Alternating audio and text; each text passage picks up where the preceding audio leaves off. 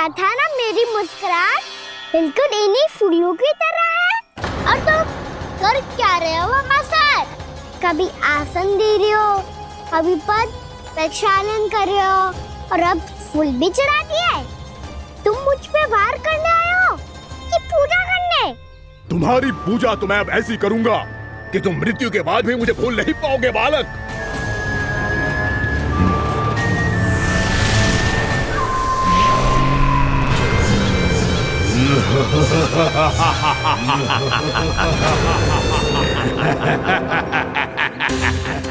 कान्हा, ये चट्टान तो मुझसे हिल ही ना रही।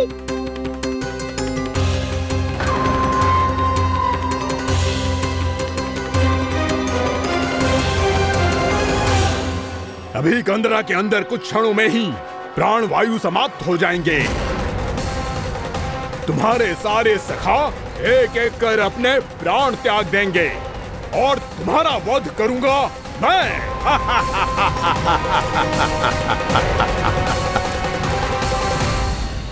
अरे सब जन बच के रहना। छलिया आया हुआ है वृंदावन में। क्या हुआ? अरे छलिया आ गया है। वृंदावन में मायावी छलिया। अरे क्या हुआ? कौन छलिया? मायावी छलिया सबको छलता है वो। हाँ, कुछ भी कर सके है वो। बहुत भयानक। अरे भानु ठहर जरा, क्या हुआ? बहुत भयानक है वो, बच के रहना सब लोग। अरे भेष बदल ले तो है वो। हाँ। क्या हुआ? छलिया है वो। अरे मेरी बात तो बताओ। रानी भाभी, रानी भाभी, कान्हा घर पर ही है ना? ऐसे भड़बड़ा क्यों रहे हो? कोई भूत देख लियो है क्या? भूत ना भाभी, छलिया से भेंट हो गई। सच्ची का मायावी छलिया है भाभी। क्या उल्टा सीधा बोले जा रहे हो? ठीक से बताओ। अब बोलो भी। वो कान्हा के पीछे पड़ो है वो। मेरे लल्ला के पीछे? हाँ रानी भाभी, हमारे अचेत होने से पहले हमने उसे ये कहते सुना था कि वो वृंदावन आने वाला है कान्हा से मिलने। हे नारायण, मेरे कान्हा की रक्षा करना। जसोदा जी, मायावी छलिए से बचना बालकों के बस की बात ना है। जीजी, बालक वन में अकेले हैं।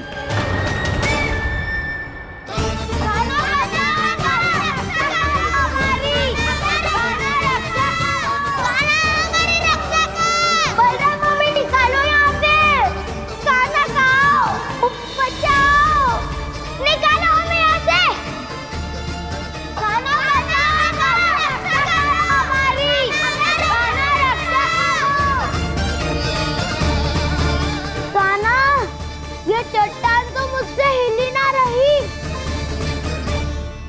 यदि मैं माया का स्वामी हूँ तो आप भी बल के स्वामी हो। ताऊ, अपनी क्षमता, अपना सामर्थ्य स्मरण करो।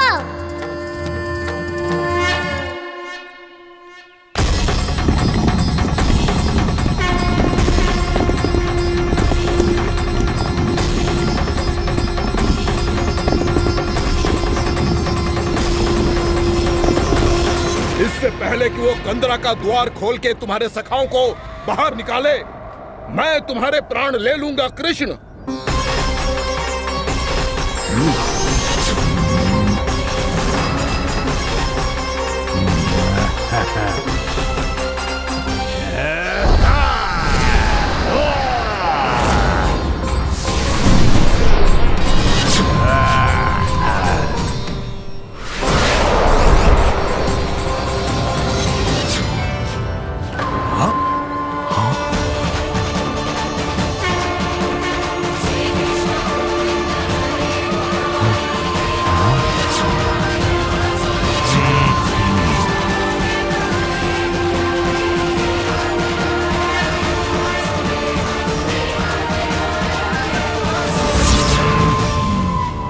कितनी पूजा करोगे ब्रह्मासुर?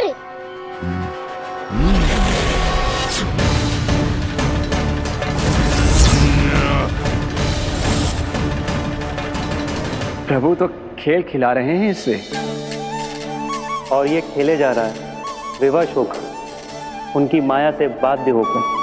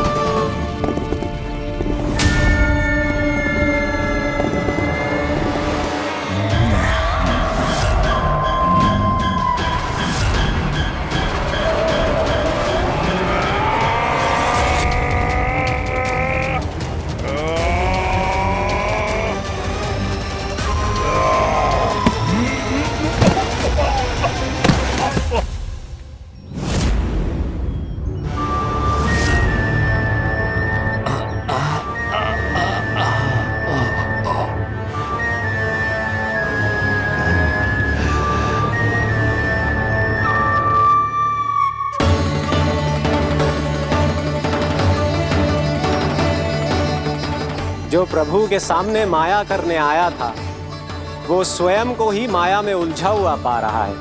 नारायण नारायण। लो, अब तो तुमने दंडवत प्रणाम भी कर लिया, माया भी कथा भी उपहार में दे दी।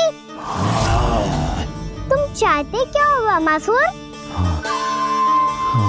मेरी शरण में आना है क्या?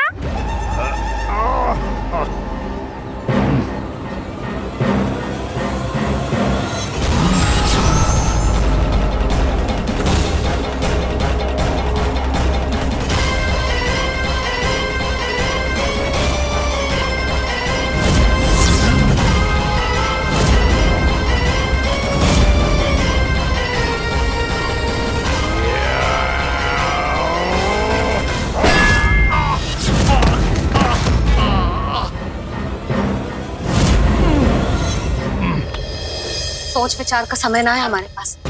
अपने बालकों की रक्षा के लिए इसी क्षण हमें निकलना होगा। और वो छलिया किसी का भी रूप धारण कर सकते है। सुलक्षणा तेरा, शांति तेरा या मेरा, किसी का भी रूप धारण करके हमें भ्रमित कर सकते हो। इसीलिए हमें सतर्क रहना होगा। समझ आई? चलो।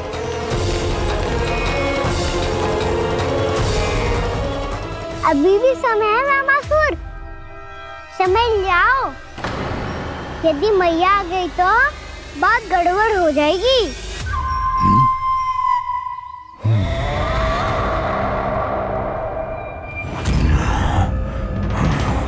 मुझसे दूध का कोई लाभ नहीं होगा। वामासुर, स्मरण करो तुम कौन हो? मायासुर का पुत्र हूँ मैं, अपने स्वामी महाराज कंस का सेवक हूँ, और तुम्हारा हूँ मैं काल।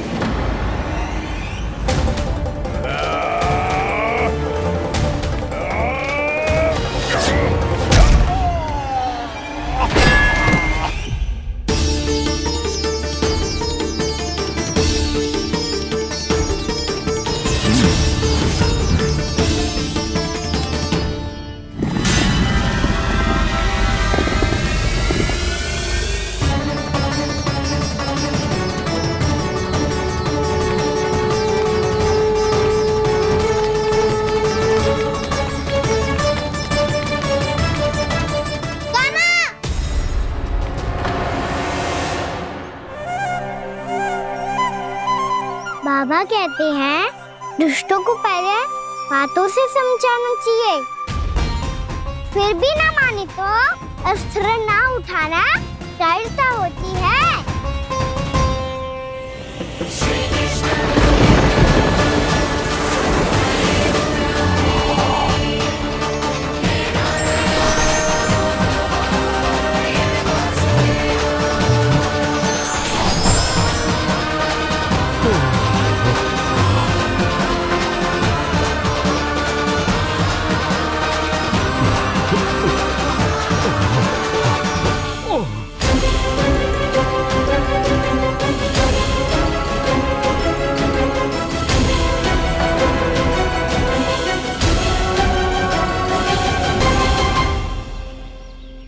पता था मुझे, अपने बाबा के स्वरूप को हानि नहीं पहुंचाओगे।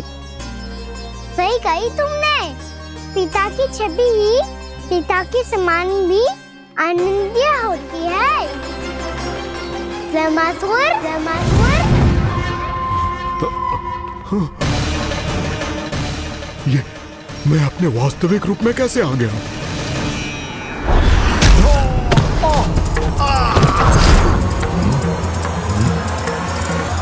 मेरे बाबा का स्वरूप नहीं लेना चाहिए था तुम्हें। मैया ने सिखाया है भूल को क्षमा किया जा सकता है, पर जानबूझ के किए गए अपराध के लिए दंड ही एकमात्र विकल्प होता है। ये बार बार अपनी मैया का नाम ले रहा है। यदि मैं वो स्वरूप लूं तो अपनी मैया पर वार नहीं कर पाएगा ये।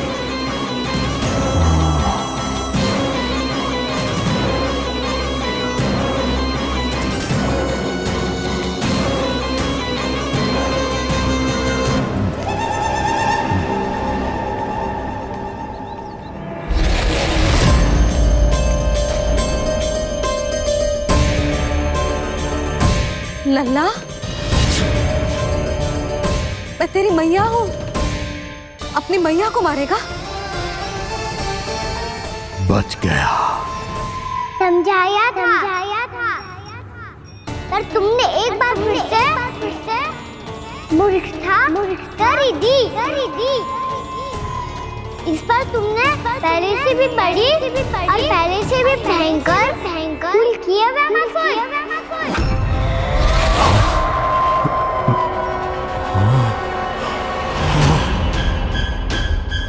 ये क्या हो रहा है मुझे?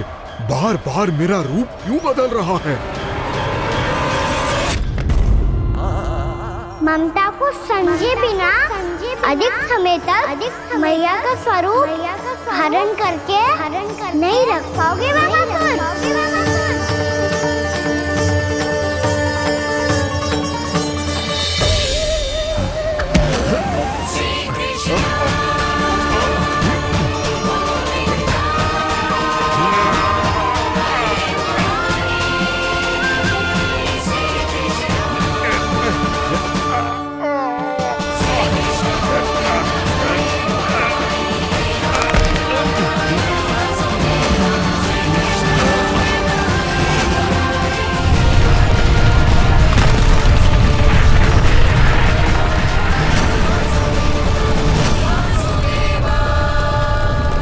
प्रभु के क्रोध से धरती भी कांपने लगी है।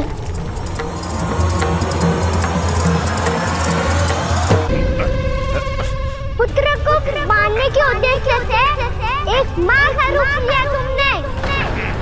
ये ममता का और मेरी मैया का घोर अपमान है रामासुर।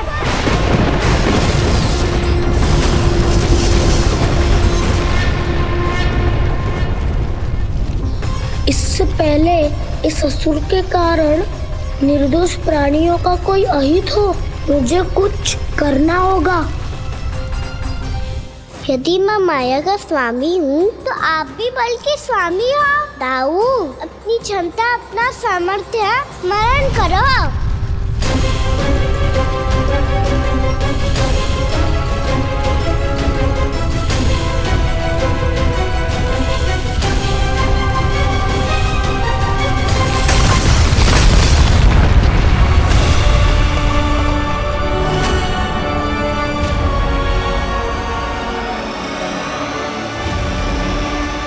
अद्भुत बलदाऊ, अद्भुत।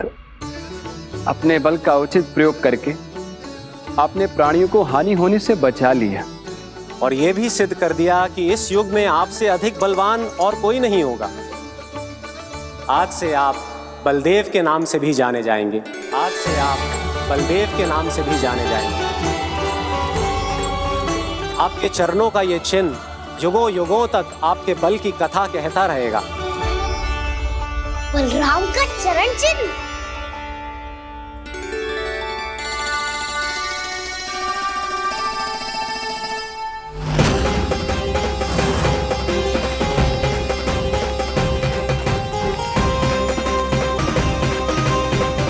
मेरी माया से आज तक कोई नहीं बच पाया है। एक बार मुझे छोड़कर देखो, फिर पता चलेगा कि मैं हूँ कौन। पहले ये तो देख लो कि मैं कौन हूँ।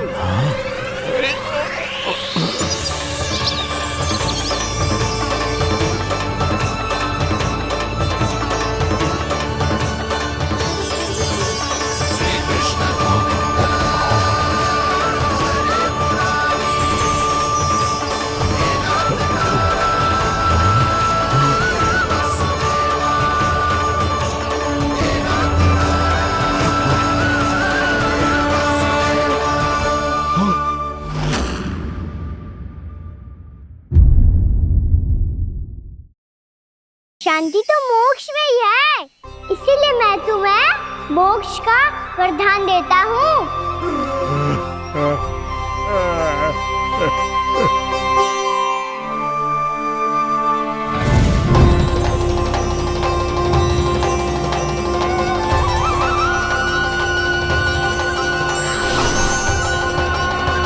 प्रभु की ये लीला सदैव स्मरण रखी जाएगी। इस स्थान को इनका आशीर्वाद मिलेगा और इस कंदरा को व्योमासुर की कंदरा के रूप में पहचाना जाएगा। भविष्य में अनेक ऋषि मुनियों की शरण स्थली बनेगी ये कंदरा। दीदी, ये कोई साधारण बालक ना है। ऐसा चमत्कार कोई साधारण बालक थोड़ी ना कर सकते है। तुम सत्य कह रहे थे बलराम। गाना सच्ची में भगवान ही है, तभी तो सब देवता इसे बसाने और इसकी ओर से युद्ध करने आते हैं। तुम सब ऐसे आंखें फाड़ के क्यों देख रहे हो मुझे?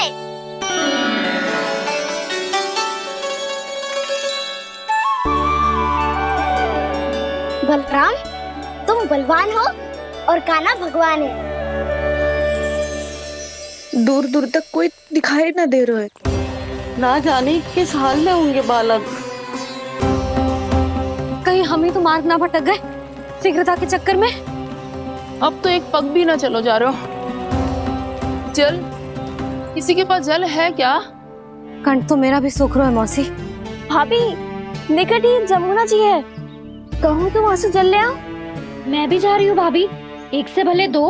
हाँ चल, शीघ्रता से आओ। हाँ।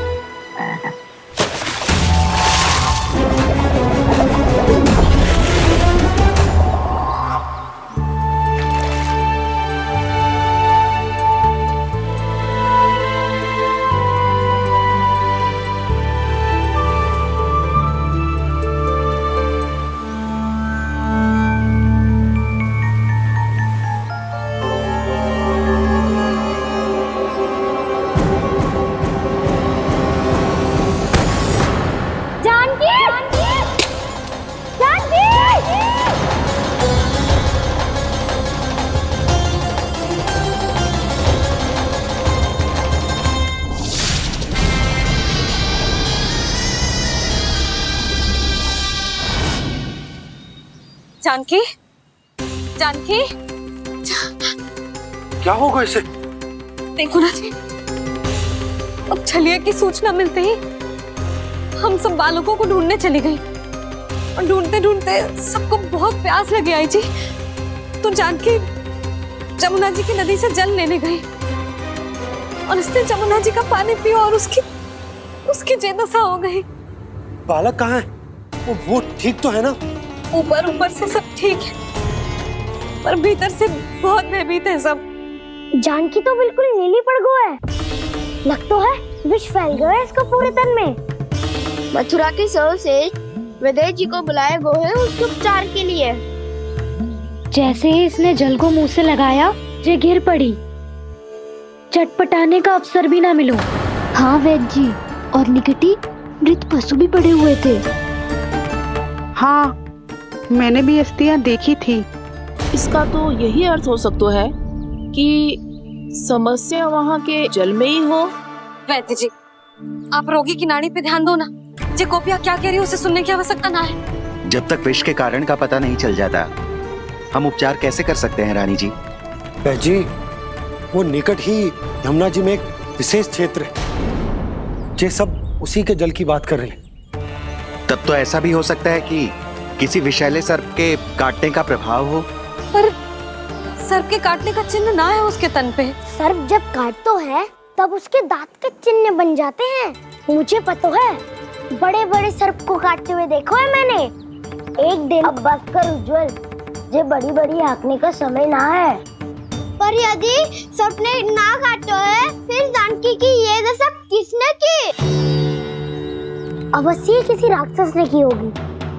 नाना, कोई विषैला पशु भी तो हो सकता है। यह अवश्य किसी माँ विषैले सर्प के विष से हुआ है। सर्प ने भले ना काटा हो, लेकिन यह अवश्य ही किसी महाविषैले सर्प के विष के कारण हुआ है। कालिया नाग। कालिया नाग?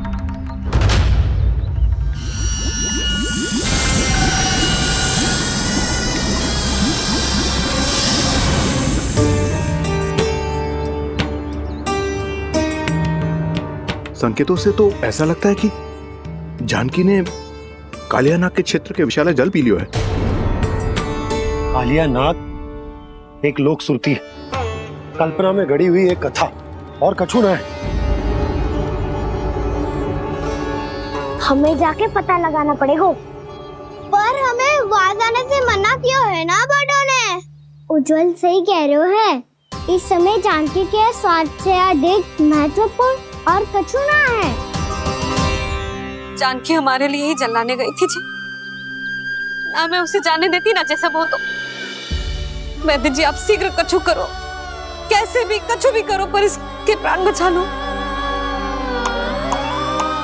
यशोदा, धैर्य रखो, श्री नारायण पर विश्वास रखो, वो सब ठीक कर देंगे।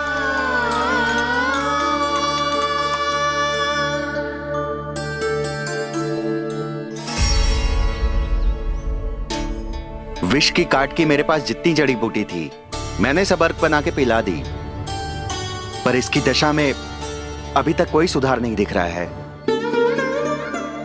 यह अंतिम जड़ी बूटी है, अगर इससे भी चमत्कार नहीं हुआ तो फिर जो नारायण की इच्छा।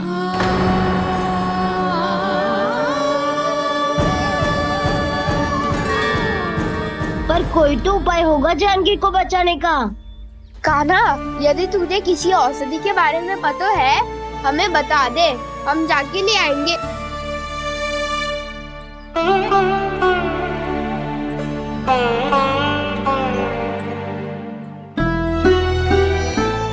हे नारायण, हे प्रभु, मेरी जानकी के प्राण बचा ले प्रभु। या तो मैं अपने आप को कभी क्षमा न कर पाऊंगी। ये सारी मेरे ही कारण बनाई थी। उसकी रक्षा करो प्रभु, मेरी पुकार सुनो। कान्हा, तूने हमें वत्सासुर से बचाया था ना, और बकासुर से भी तो, और छलवा से भी तो तूने ही बचाया था ना हमें। क्या ऐसा कोई उपाय ना है जानकी को बचाने का? धन्वंतरी,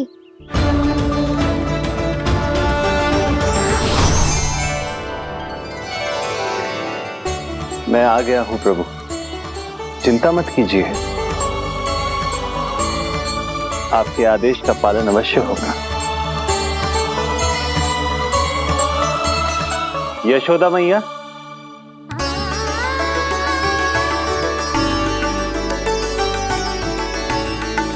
मैया आपको कोई पुकार रहा है।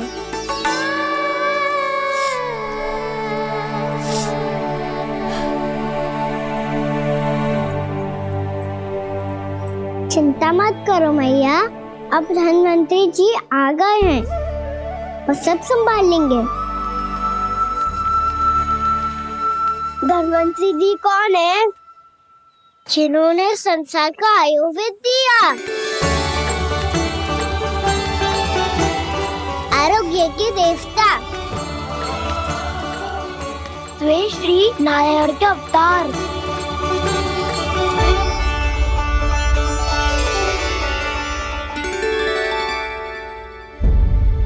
मुझे पता चला है कि आपको वेद की आवश्यकता है। हाँ हाँ, भीतर आइए। आइए आइए बैठे जी, जी रहे। मथुरा का सर्वश्रेष्ठ वैद्य अर्थात मैं यहां आ चुका हूं और रोगी को जितनी औषधि की आवश्यकता थी सब दे चुका हूं। निश्चित रूप से आपने विष की काट के लिए बहुत ही उत्तम अर्क तैयार किया है, इसीलिए किसी और वैद्य की आवश्यकता नहीं है। किंतु आप अकेले कितना कुछ करेंगे वैद्यराज, मुझे अपना सहायक ही बना लीजिए। पर जो करना था मैं पहले ही कर चुका हूं। हाँ, वो तो आप कर चुके हैं, बस रोगी के तन से विष निकालना शेष है ना वैद्यराज? हाँ हाँ, बस वही शेष है। इनके रक्त को विष रहित करने में मैं आपकी सहायता करूंगा। पहले ये संजीवनी मानी जाने वाली इन लाल फूलों की बूटी को भी घिसना है ना?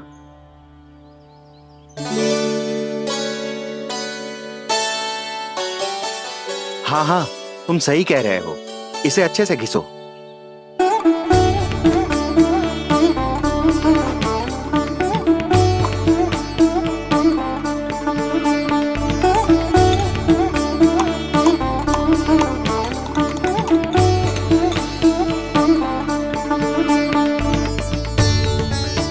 और ये नीले फूलों को भी तो मिलाना है ना? हाँ हाँ, अच्छे सहायक बन सकते हो तुम, ऐसे ही श्रम करते रहो।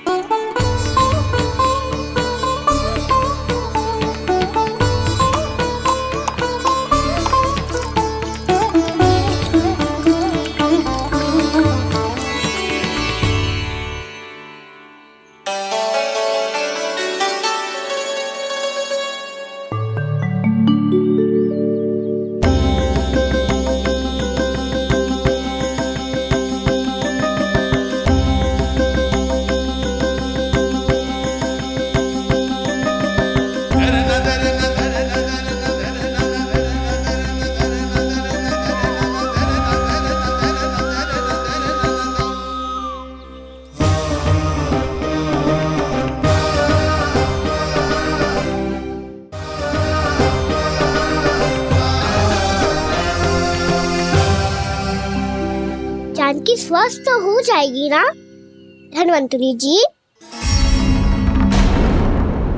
धन्वंतरी? प्रभु, अब मैं क्या करूं? आपने तो स्वयं ही मेरी पहचान उजागर कर दी। जी क्या करो कान्हा? आप सब ऐसे क्यों देख रहे हो? मैया कहती है ना, सभी वैद धन्वंतरी जी का ही रूप होते हैं। वाह कृष्णा, चतुर तो हो तुम। वैसे वास्तविक धन्वंतरी मैं हूँ, मेरा अर्थ है वास्तविक वैद्य मैं हूँ। ये तो मेरा सहायक है, मुझे पूरा विश्वास है बिल्कुल ठीक हो जाएगी। वैसे ही थोड़े ना मुझे मथुरा का सर्वश्रेष्ठ वैद्य कहते हैं लोग।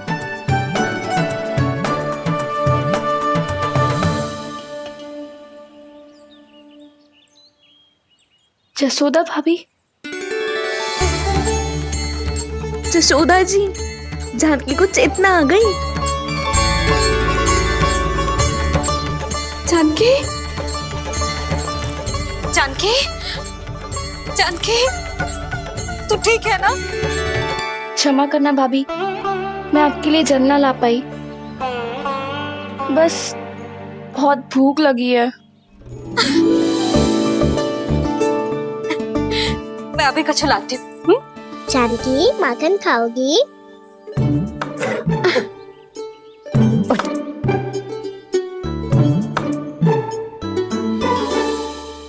आजा, तू ही खिला दे लल्ला।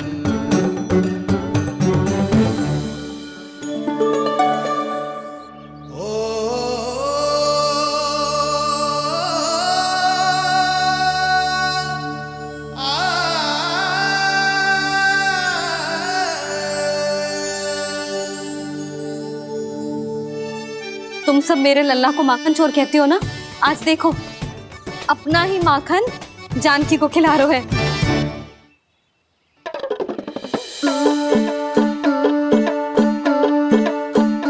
थोड़ा और विश्राम कर लो।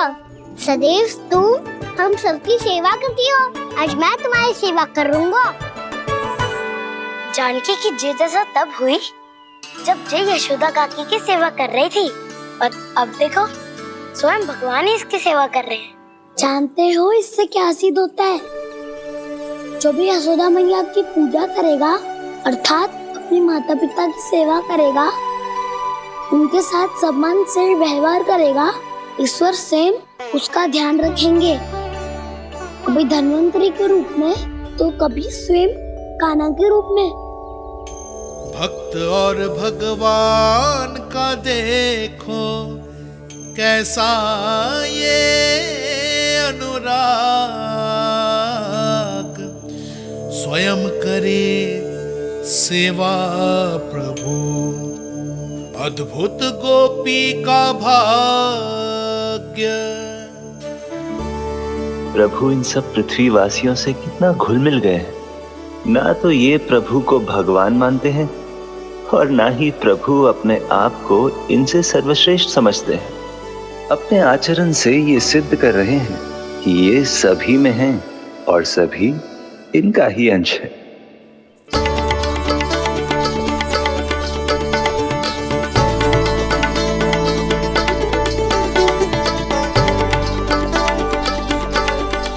प्रभु, अब मुझे जाने की आज्ञा दीजिए।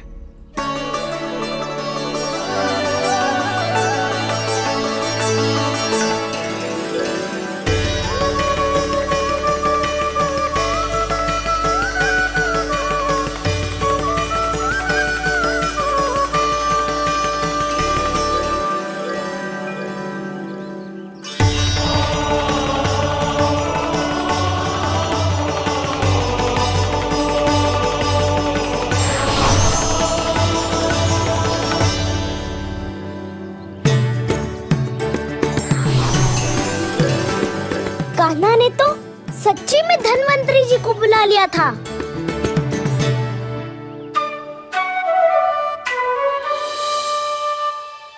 जब से कान्हा का जन्म हुआ है ना, मैं तब से देख रही हूँ, तब से हम पे कोई भी संकट आती है ना, तो अचानक से कोई अपरिचित हमारी सहायता करने आ जाता है।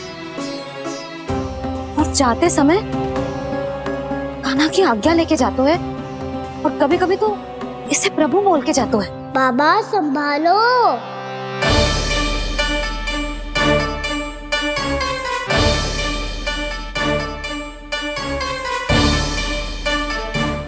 सूचना पर देख कर भी कुछ समझ नहीं पाएंगे।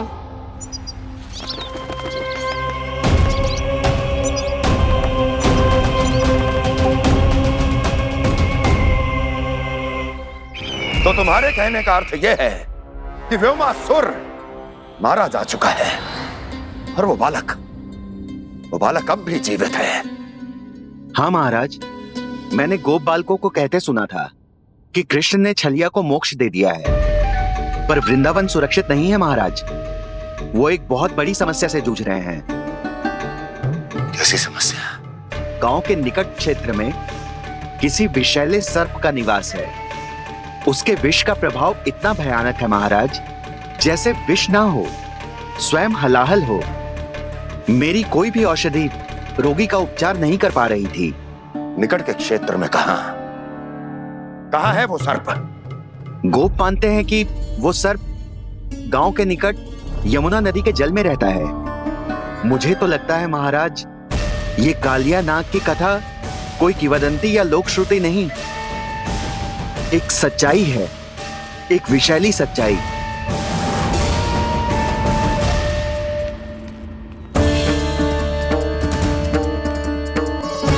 कालिया का सामना करने का समय आ गया है, पर उससे पहले मुझे बुलाना होगा उन्हें।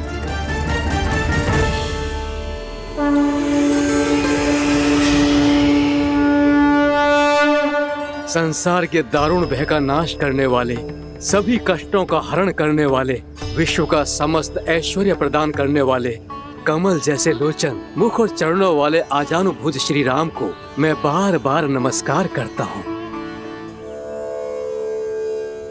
आपदामपहर्तारं दातारं सर्व संपदाम लोकाभिरामं श्री रामम भूयो भूयो नमाम्यहम्। काकभूसुंडी काकभूसुंडी काकभूसुंडी। प्रभु क्षमा करें, मुझे जाना होगा।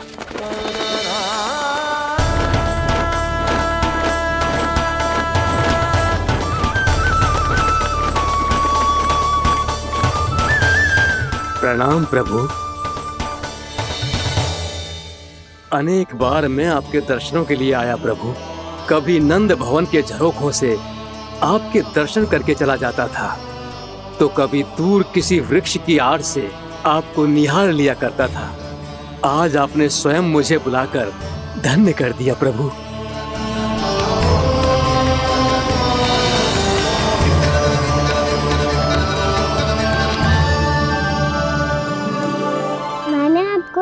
विशेष कारण से बुलाया है।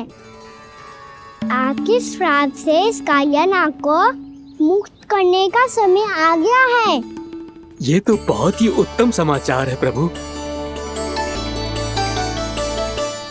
इतने वर्ष बीत गए, मुझे आज भी स्मरण है वो दिन जब मैंने उन्हें श्राप दिया था। अपने क्रोध पर नियंत्रण खोकर बहुत बड़ी भूल कर दी थी मैंने प्रभु। बीती हुई घटनाओं पर दुखी होके कोई लाभ नहीं है। हमें भविष्य की ओर देखना होगा।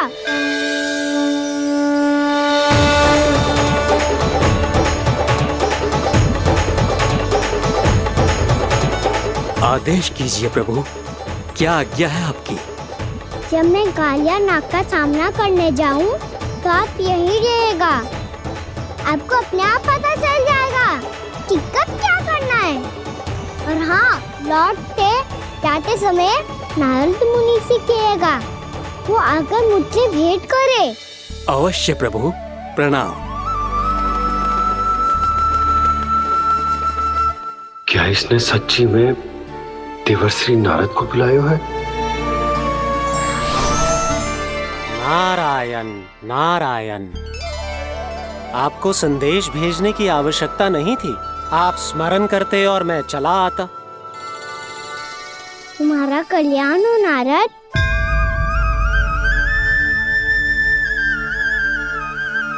मैंने तुम्हें एक विशेष कार्य के लिए बुलाया है। आज्ञा दीजिए प्रभु। तुम्हें एक बार फिर कंस से भेंट करनी होगी। विचार कीजिए महाराज, क्या आप बिना किसी शंका के कह सकते हैं कि कौन सी पंखुड़ी पहली है और कौन सी 8वीं? उस दुष्ट से भेंट करना स्वयं कीचड़ में उतरने के समान है प्रभु। कमल पुष्प प्राप्त करना हो तो कीचड़ में उतरना पड़ता है नारद। आपका आदेश तो मैं स्वप्न में भी नहीं टाल सकता प्रभु। कंस कालिया नाग के बारे में जान गया है, पर वो उसका सामना करने का साहस नहीं कर पाएगा। मैं आतुर हूँ प्राप्ति, मूर्ख नहीं। मेरी बुद्धि फिर नहीं गई है। मैं स्वयं उस कालिया जैसे महाविषैले सर्प के सामने खड़ा हो जाऊं और अपने ही काल को आमंत्रित कर लूं। तो फिर अपने लाभ के लिए उसका प्रयोग करने का कोई और उपाय सोचिए स्वामी। कुछ ऐसा कीजिए कि यमुना नदी का पूरा जल विषैला हो जाए और वृंदावन वासी उसका उपयोग करे, और आपका काल कहलाने वाला वो बालक स्वयं काल के गाल में चला जाए। उत्तम उत्तम सुझाव है प्राप्ति। अब मुझे उस कालिया तक पहुंचने का मार्ग ढूंढना होगा। उसको विवश करने का कोई उपाय ढूंढना होगा, क्योंकि व्यक्तिगत रूप से उससे भेंट करना असंभव है। असंभव। आप सही कह रहे हैं प्रभु। कंस में उतना सामर्थ्य नहीं कि वो कालिया नाग का सामना स्वयं कर सके। वैसे तो कालिया गरुड़ देव का भी सम्मान नहीं करता, तो फिर वो कंस का सम्मान क्यों करेगा भला? नहीं करेगा, पर कंस तुम्हारा सम्मान अवश्य करेगा नारद। तुम्हारी बातें भी सुनेगा और मानेगा भी। ये मेरी योजना का बहुत ही महत्वपूर्ण भाग है। तुम कंस के पास जाओ और कहो कि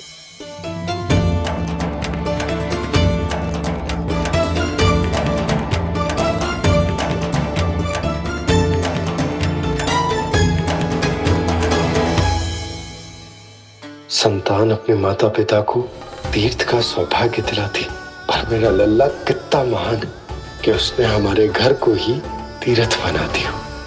ऐसा तीर्थ जहां मेरी आंखों के सामने भक्त और भगवान का मिलन हो रहा है। जो आज्ञा प्रभु।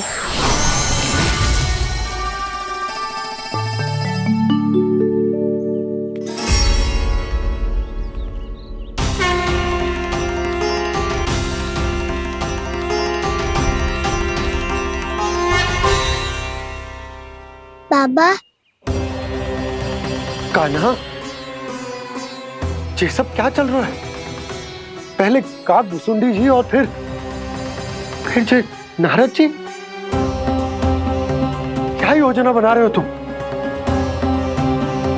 कान्हा, बताना लल्ला, क्या सोच रहे तू?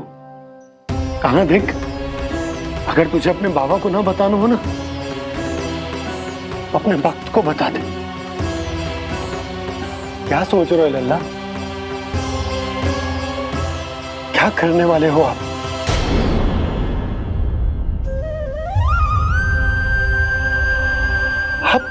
आप इतने दुखी क्यों हो? कान्हा, कान्हा, क्या होगा? क्योंकि मुझे आभास हो गया है बाबा, समय आने वाला है। कौन सा समय आने वाला है लल्ला? शीघ्र ही सब कुछ बदलने वाला है। भैया को मेरा सत्य पता चल जाएगा बाबा।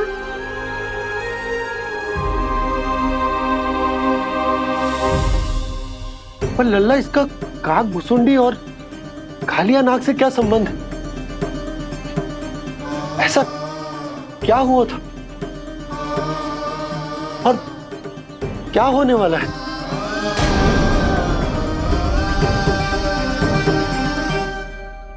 जो होने वाला है बाबा, उसका संबंध उससे है जो सैकड़ों वर्ष पहले हुआ था।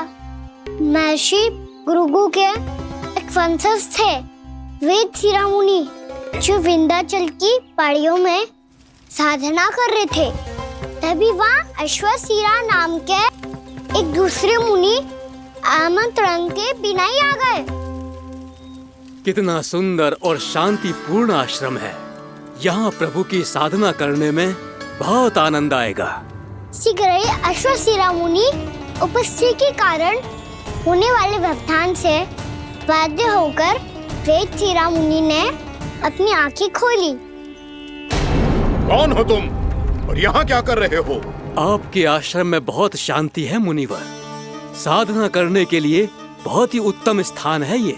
मैं चाहता हूँ कि मैं भी यहाँ। आप यहाँ साधना करना चाहते हैं, लेकिन इतना भी नहीं जानते कि किसी के आश्रम में प्रवेश करने से पहले उसकी आज्ञा लेनी चाहिए। आप ये भी नहीं जानते कि यदि कोई यज्ञ कर रहा हो तो बिना अनुमति के वहाँ प्रवेश करने से उसकी यज्ञ साधना भंग हो सकती है। आप क्या साधना करेंगे मुनि? आप तो साधना के योग्य ही नहीं हैं। इतना अपमान! एक मुनि के मुख से इतने कड़वे शब्द शोभा नहीं देते। मैं तुम्हें श्राप देता हूँ, जितनी विषैली तुम्हारी जिह्वा है उतने ही विषैले सर्प बन जाओ तुम। और ऐसा सर्प जो सांस भी ले तो निकट का वातावरण दूषित हो जाए। तुम्हारे इस दुस्साहस के लिए मैं तुम्हें श्राप देता हूँ कि तुम अभी इसी क्षण कौवा बन जाओ, और ऐसा कौवा जो कांव कांव करके अनर्गल प्रलाप करता रहे।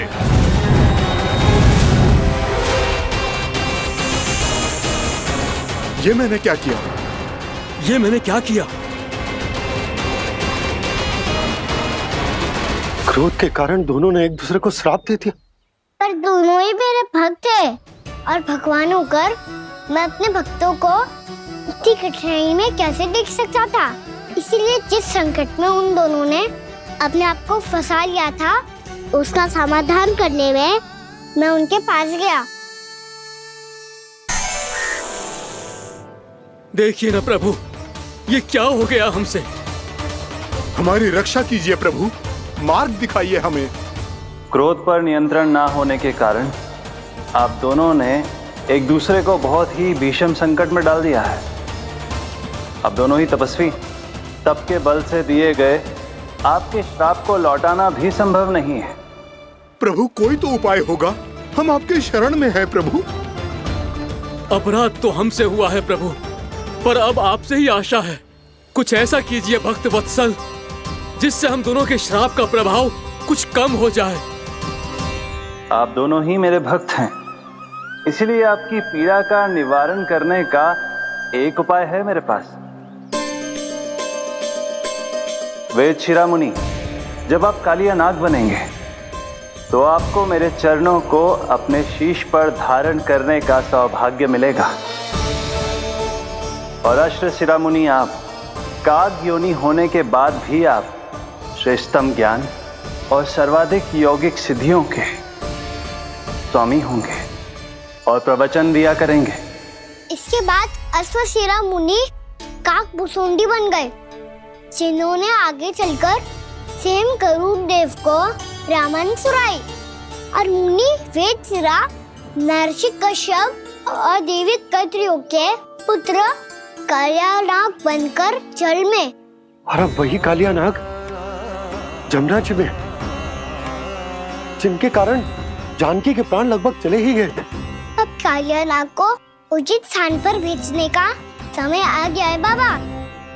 पर ये तो अच्छी बात है कान्हा, वेदशिरा मुनि को दिया हुआ तुम्हारा वचन भी पूरा हो जाएगा, जमुना जी की शुद्धि भी हो जाएगी। इस सब के बाद भी तुम दुखी क्यों हो? क्योंकि इसके बाद मैया के सामने मेरा रहस्य खुल जाएगा बाबा। उन्हें पता चल जाएगा कि उनका बालक कोई साधारण बालक ना है। भविष्य में जो होने वाला है उसे सबके सामने घटने से रोकना मेरे लिए भी संभव ना होगा। मैया को सब पता चल जाएगा। क्या पता चल जाएगा रे मुझे?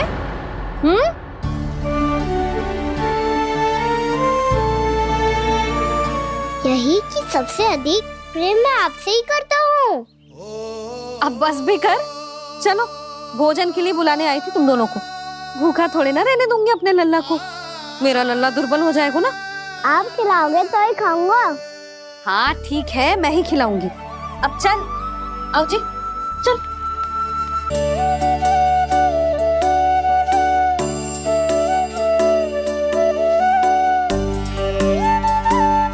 मैया खेलो ना मेरे साथ।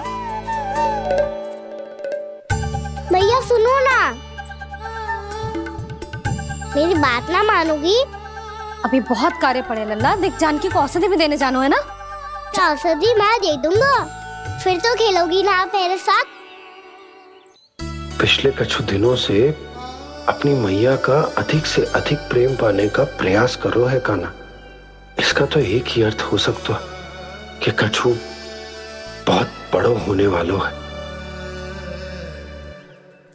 कान्हा रुक जा लल्ला। कान्हा क्यों तंग कर रहा है? मैया को पहन लेना। कान्हा, कान्हा, ये क्या करो तूने?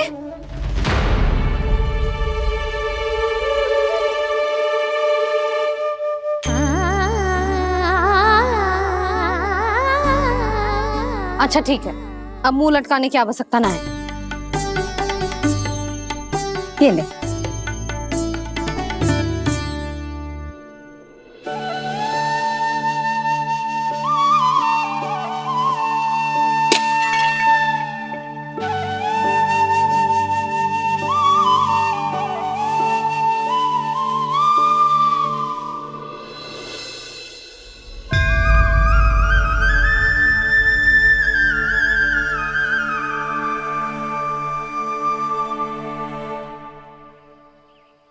तंग करे मैया को खिजाए, खेले रूठे मनाए,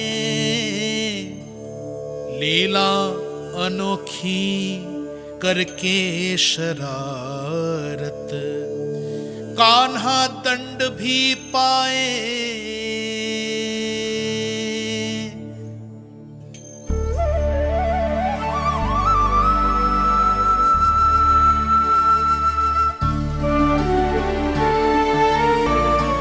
रूठना मनाना, खेलना खिलाना, पहले शरारत करके क्रोध दिलाना और फिर क्षमा मांग लेना, ये सब जानबूझकर कर रहे है कान्हा। जैसे जीवन भर के लिए अपनी मैया की ममता को अपने हृदय में समेट कर रखना चाहते हो।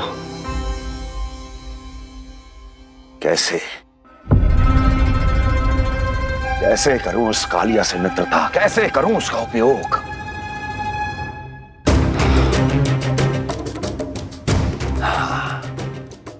उस पर आक्रमण कर देता हूं और उसे किसी ना किसी तरह से यह विश्वास दिला देता हूं कि यह आक्रमण उस विष्णु अवतार ने किया है।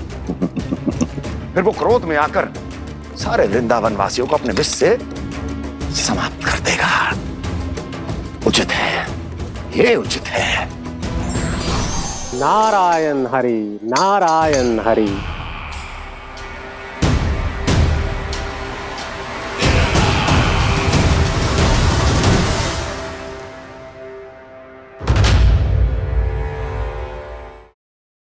किसी असुर को अपने शत्रु के क्षेत्र में भेजते हैं, जहां शत्रु उसका सामना करने के लिए पूरी तरह से तैयार होता है और आपका असुर मारा जाता है। इस बार शत्रु को युद्ध स्थल चुनने का अवसर मत दीजिए महाराज। इस बार योजना का जाल ऐसे बुनिए कि कृष्ण स्वयं उसके पास जाने के लिए विवश हो जाए। कालिया नाग स्वयं काल है, मृत्यु का दूसरा नाम है। उसके विष का उपयोग अपने लाभ के लिए कीजिए महाराज। वैसे कालिया के विष की अधिकता का अनुमान तो होगा ही आपको।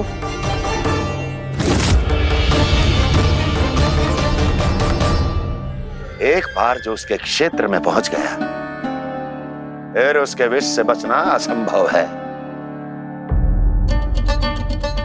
उचित सुझाव है देवर्षि, उचित सुझाव है। देवर्षि, उस छलिया विष्णु की भक्ति करते करते आप भी उसके रंग ढंग सीख गए हैं। उचित है, उचित है।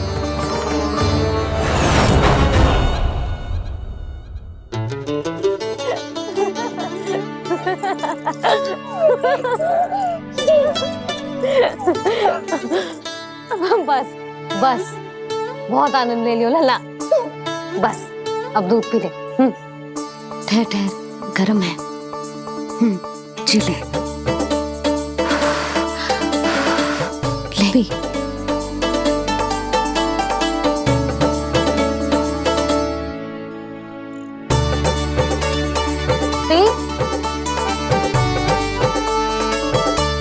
मैं ना होती तो ना जाने क्या हो तो तेरा। अपने आप दूध भी ना पी सकते है, भावला कहीं का। आपकी इस प्रेम के लिए तो मैं धरती पे आया हूँ मैया। मैं भी यही सोच रहा हूँ यशोदा कि तुम ना होती तो मेरा क्या होता। इसी बात पे थोड़ा दूध और कजू खाने को दे दो। अरे मैं तो भूल ही गई। तनिक ठहर जाओ जी, दूध पी लेना तो आपके लिए भी कछु ले आती।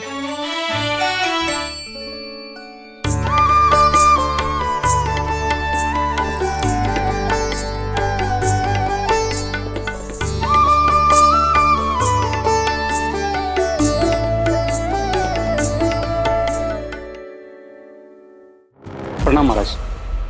आपकी आज्ञा के अनुसार बिल्कुल वैसा ही पत्र तैयार किया है जैसा आप चाहते थे।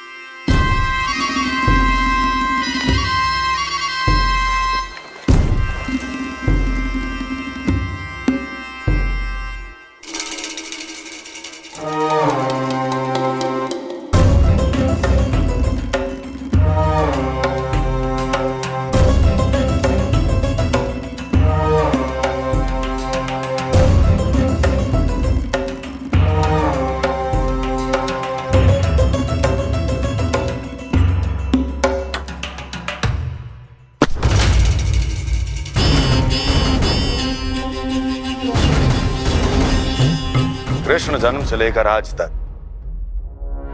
ये मेरी सबसे महत्वपूर्ण योजना है। इसका सफल होना निश्चित है दूत, किंतु केवल वही करना जैसा मैंने कहा है। जाओ।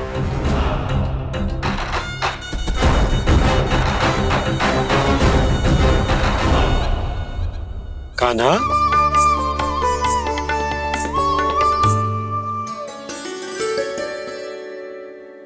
क्या होगा? बाबा मैं चाहता हूँ कि मैया की ममता क्रिस्टल फ्रेम की वर्षा मुझ पे सरते ऐसे होते रहे। वो तो होती रहेगी लल्ला। अपने लल्ला के लिए किसी मैया का प्रेम कभी कम हो सकता है भला? नंदराज, वो मथुरा से एक दूत आयो है महाराज कंस का राजपत्र लेके।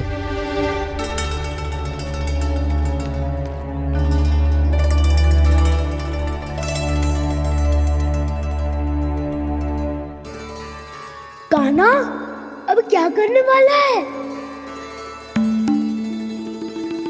तेरे बाबा कहाँ गए? हाँ? कंस मामा का खेल आराम हो गया है, पर मैया वो सब सुनेगी तो व्यर्थी चिंतित हो जाएगी। बस थोड़ा बाहर गया मैया, कछु खा लिए से। बाहर इस समय? मैया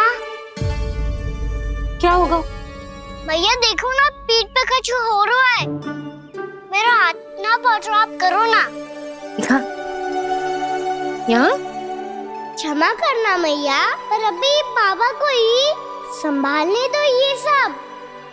कहिए, क्या संदेश लाए हैं आप? नहीं नंदराज नहीं। महाराज कंस का आदेश है कि ये संदेश सभी गांव वालों के साथ ही पढ़ा जाए। ठीक है, मैं गांव वालों के सामने पढ़ दूंगा, पर मुझे तो दीजिए पढ़ने के लिए। महाराज की आज्ञा का पालन करना आपके लिए भी आवश्यक है नंदराज। सभी गांव वासियों की सभा बुलाइए। बंसी, सभी गांव वालों की सभा बुलाओ। राजपत्र में ऐसा क्या संदेश भेजो है कंस ने? अब मेरे पत्र को पढ़कर सब भौचक के रह जाएंगे। और वो कृष्ण, उस कृष्ण के पांव के नीचे से तो भूमि खिसक जाएगी, आकाश फट पड़ेगा, बिजलियां गिर जाएंगी। प्राप्ति, ओ प्राप्ति, कंस का पत्र। स्वयं को बहुत अधिक शक्तिशाली समझता है ना वो। अब देखता हूं कैसे वो इस महासंकट का सामना करता है।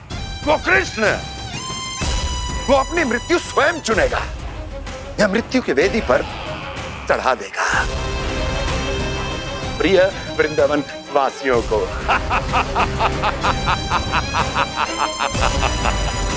अब आएगा आनंद प्राप्ति, अब आएगा आनंद। सबको इकट्ठा करवा के ही पढ़वाएगो। अवश्य ही कोई विशेष संदेश दिया होगा कंस ने।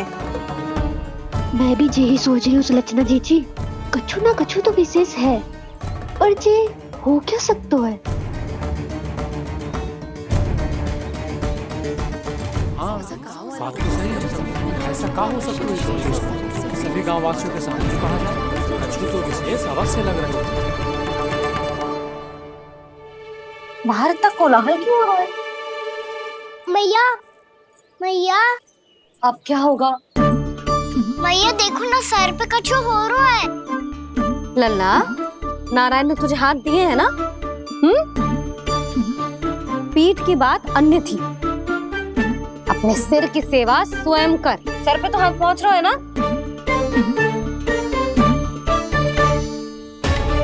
मैया सुनो ना, मैया देखो ना, तीव्र कर कछु हो रहा है।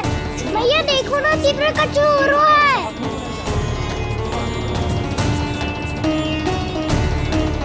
सब लोग आ चुके हैं, अपना संदेश सुनाइए आप। गोपराज नंद और सभी वृंदावन वासियों को सूचित किया जाता है कि मथुरा अधिपति और आप सभी के महाराज कंस ने कल सुबह भव्य पूजा का आयोजन किया है। इसके लिए राज्य को वृंदावन के क्षेत्र के निकट यमुना नदी के मध्य में खिलने वाले 1 कोटि कमल के पुष्पों की आवश्यकता है। इसीलिए आप सभी को यह आदेश दिया जाता है कि ये सभी कमल के पुष्प प्रथम पहर से पहले राजसभा में पहुंचा दिए जाए। इतने सारे वो भी प्रथम पहर से पहले कैसे हो सकते हैं? यदि आप ऐसा करने में असफल रहे तो इसे राज आज्ञा का उल्लंघन माना जाएगा और राजद्रोह के आरोप में आप सभी को कड़े से कड़ा दंड दिया जाएगा। स्मरण रहे, यदि कल की पूजा में इन 1 कोटि कमल के पुष्पों का ना पहुंचने के कारण कोई व्यवधान आया तो समस्त वृंदावन वासियों को दोषी माना जाएगा और पूरे गांव को निवासियों सहित धूल में मिला दिया जाएगा। कल प्रथम पहर तक का ही समय है आप सबके पास।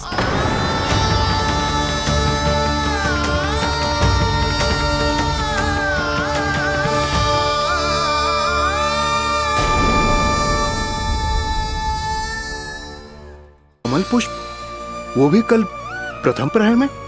ऐसे कैसे संभव है? और कोई साधारण पुष्प ना, यमुना नदी के मध्य खिलने वाले विशेष कमल के फूल चाहिए उन्हें। लेकिन यमुना नदी में तो कालिया नाग ने विष घोल के रखा है, तो फिर कैसे हो पाएगा? यह संभव है। हमारी मृत्यु का संदेश भेजा राजा कंस ने। सदैव की भांति इस समस्या पर भी गांव के बड़े ही विचार करेंगे। बालकों का यहाँ होना उचित ना है।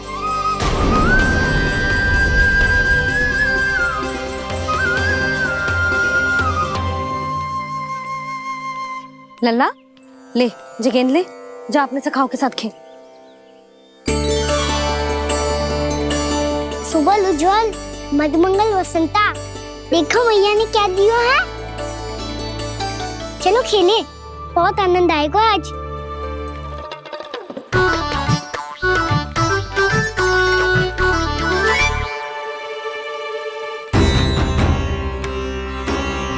भानु, बंसी, जाओ और शीघ्र ही वो घेरे का कार्य समाप्त करो।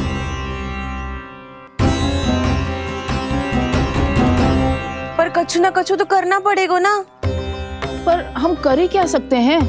पुष्प लाने को और कोई उपाय है भी तो ना। मैं चला जाऊंगा जमुना जी में।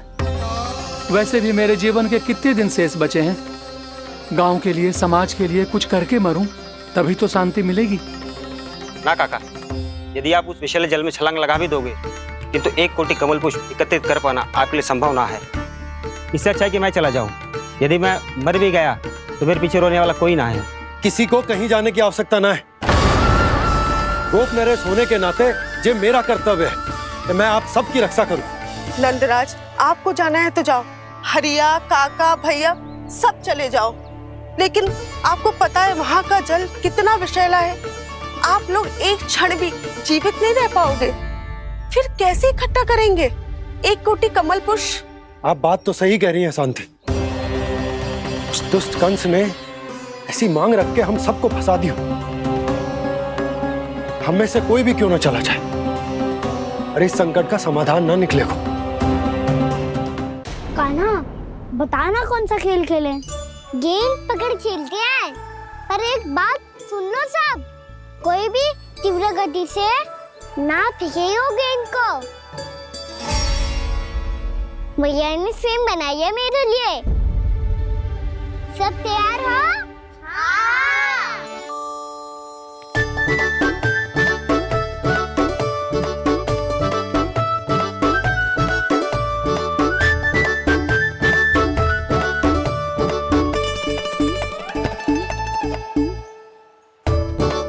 मुझे दो।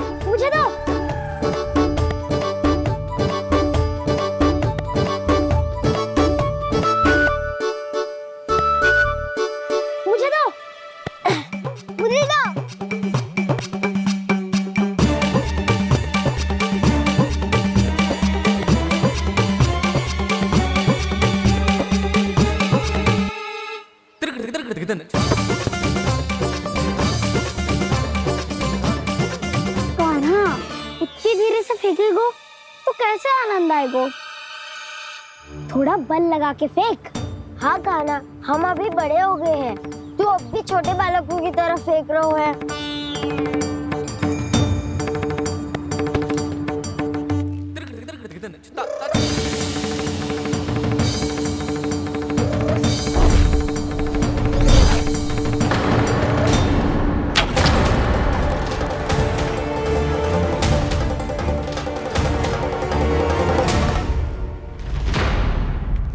दीदी, ये क्या करो कान्हा?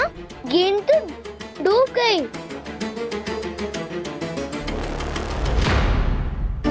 अच्छा, तो ये सब इसकी योजना का भाग था, ताकि ये कालिया का सामना कर पाए। तुम सबने तो कही थी तीव्र गति से फेंको। देखो, फेंकवा दी ना मेरी गेंद मुझसे नदी में।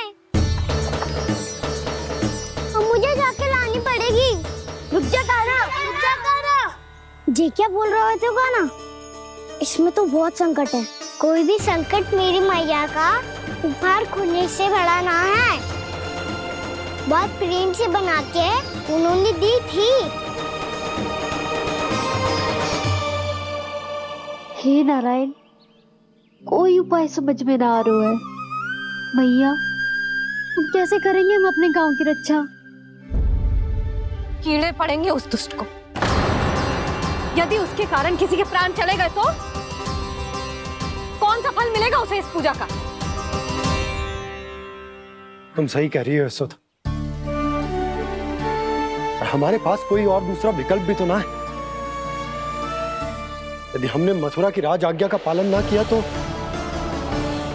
इसका दुष्परिणाम पूरे गांव को भुगतना पड़ेगा।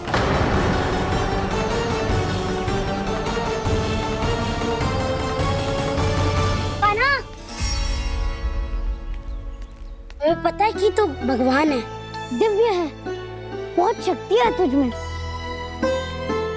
पर फिर भी हम तुझे विषैले जल में ना जाने दे सकते। कुछ होगा तो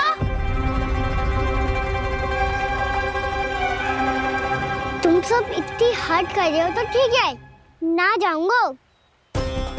गेंद कहाँ गिरी है, कितनी दूर गई है, ये तो देख लूं, ताकि उसे बाहर निकालने का कोई उपाय ढूंढ पाऊं।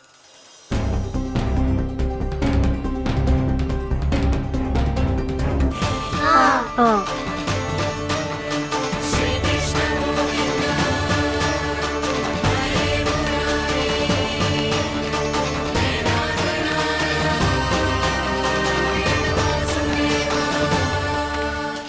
कान्हा की ये लीला तो समझ ही नहीं आ रही। पहले इसने देवश्री नारद को मथुरा जाकर कंस को भड़काने के लिए कहा, फिर स्वयं ही दुखी भी हो गया कि अब इसका रहस्य सबके सामने खुल जाएगा। और अभी स्वयं ही तो इसने कहा था कि गेंद बहुत महत्वपूर्ण है, फिर स्वयं ही उसे नदी के विषैले जल में फेंक दिया।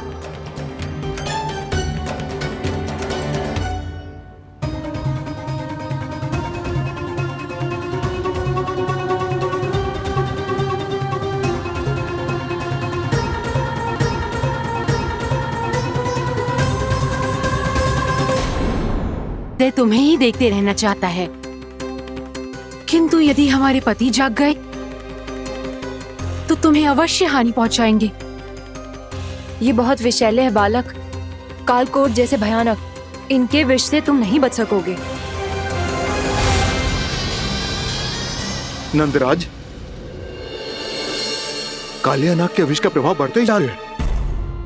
पहले 8 कोस तक उसके विष का प्रभाव था, अब तो 1 योजन से अधिक क्षेत्र में फैलो है।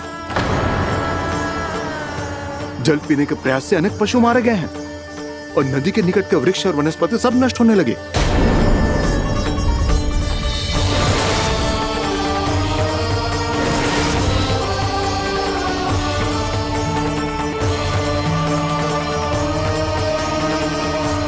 इनके विष की तीव्रता इतनी अधिक है बालक कि इनके संपर्क में आने वाले को तड़पने का भी अवसर नहीं मिलता। इनके विष की अग्नि क्षण भर से भी कम समय में प्राणवायु को जलाकर राख कर देती है।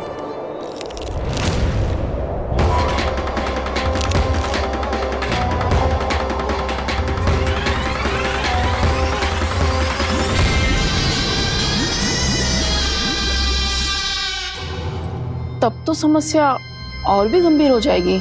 मैंने तो सुनो है कि कालिया नाग कम से कम 2 योजन लंबा है, सैकड़ों फन है उसके।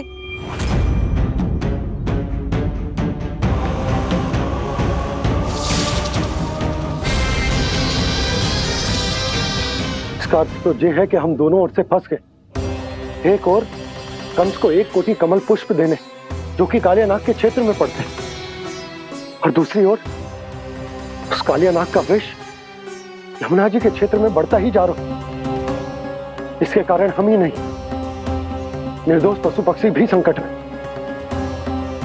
इन दोनों समस्याओं का एक ही समाधान है, उस कालिया नाग का सामना करना।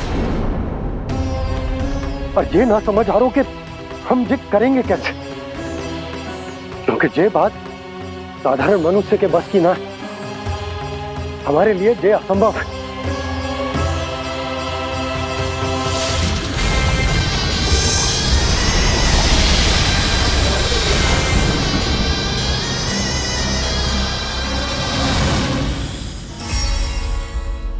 अब तो तुमने अपनी आंखों से भी देख लिया बालक, ये कितने विषैले हैं।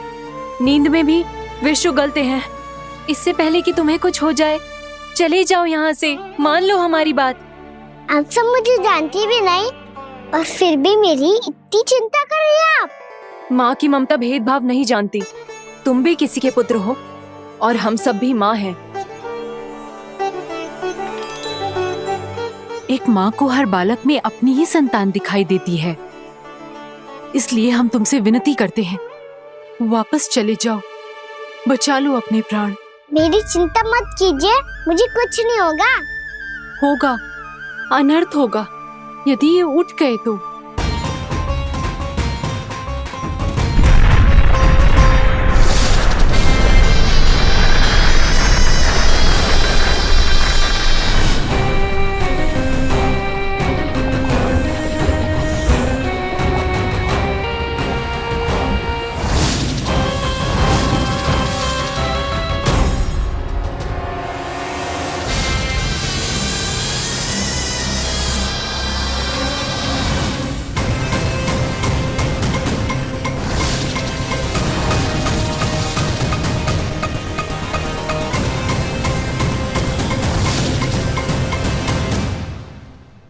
सामने होते हुए भी अपने इश्क को केवल वही देख सकता है जो अपना अभिमान त्याग चुका हो। पर पूर्व जन्म में मेरा भक्त होने के नाते मेरा सत्य स्वरूप देख पाने में मुझे इसकी सहायता करनी चाहिए।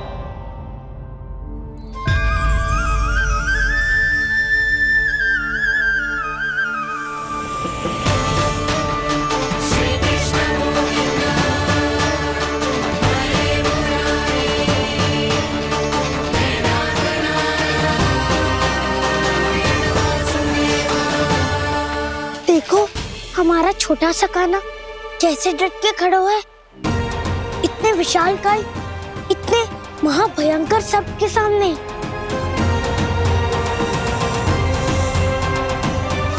ये कोई भगवान नहीं है जो इसके सामने हाथ जोड़ रही हो तुम सब।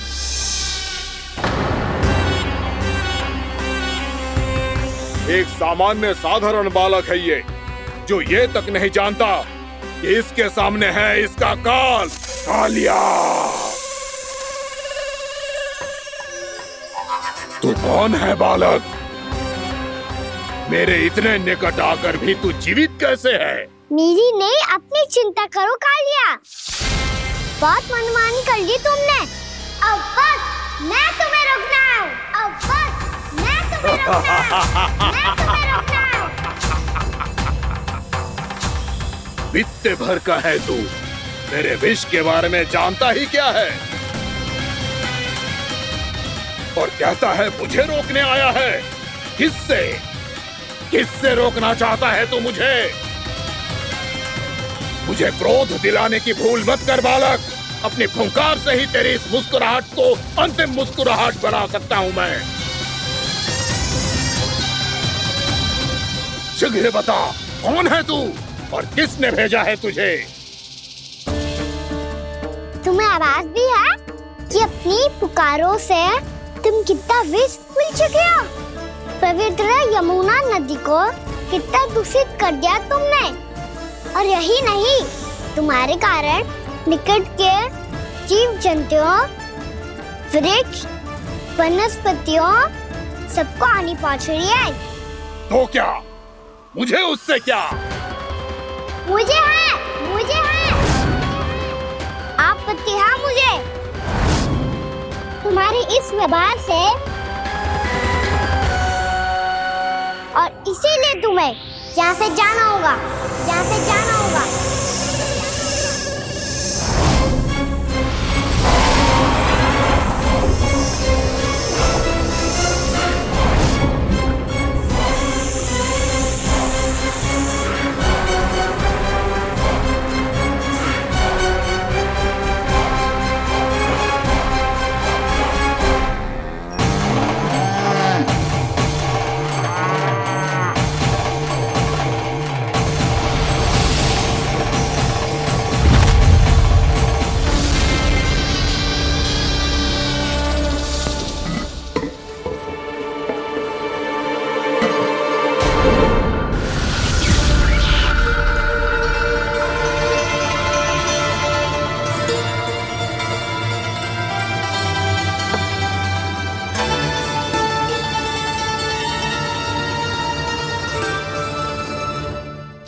मुझे आदेश देने का साहस भी कैसे किया तूने?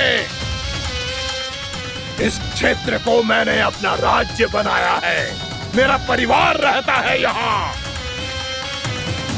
और तू मुझे यहाँ से जाने के लिए कह रहा है?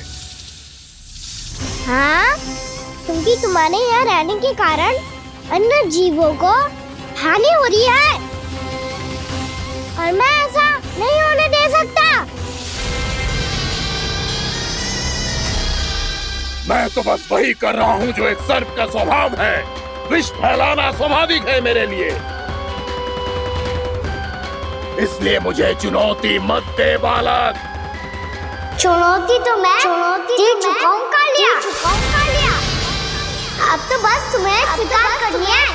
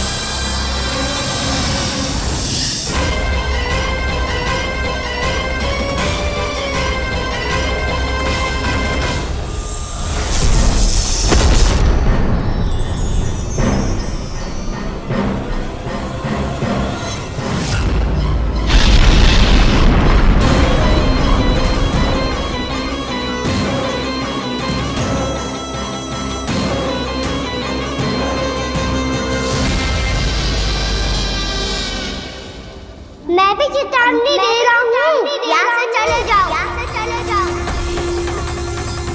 अपनी भूल को पहचानो कालिया, तुम जो कर रहे हो अनुचित है।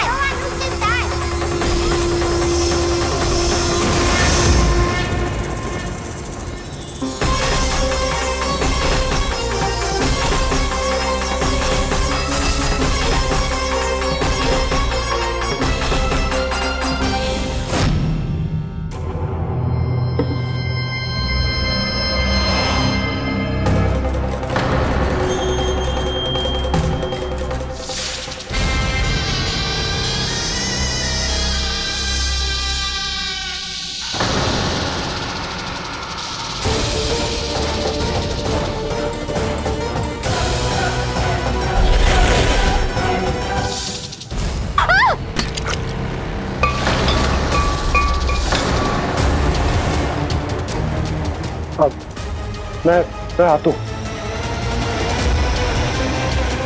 क्या हो गया सुधा? मुझे आवाज हो रहा है जी, कछु ना कछु गड़बड़ है। यशोदा, जो समस्या हमारे सामने है, हम सभी उसका समाधान खोजने में जुटे। तो तुम विश्वास करो, मैं कोई ना कोई समाधान अवश्य ढूंढ लूंगा। हम कैसे भी करके वो कमल के पुष्प उस कंस तक पहुंचा देंगे। नाना, समस्या उससे कहीं अधिक है, उससे कहीं अधिक बड़ी, उससे कहीं अधिक भयानक है।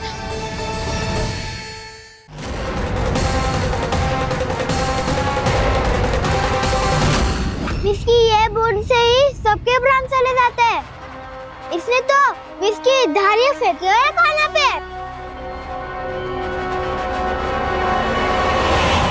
कान्हा कैसे बच्चे को अधिक विष से? इसका विष तो क्या, ये सर स्वयं भी छू तक नहीं पाएगा हमारे कान्हा को।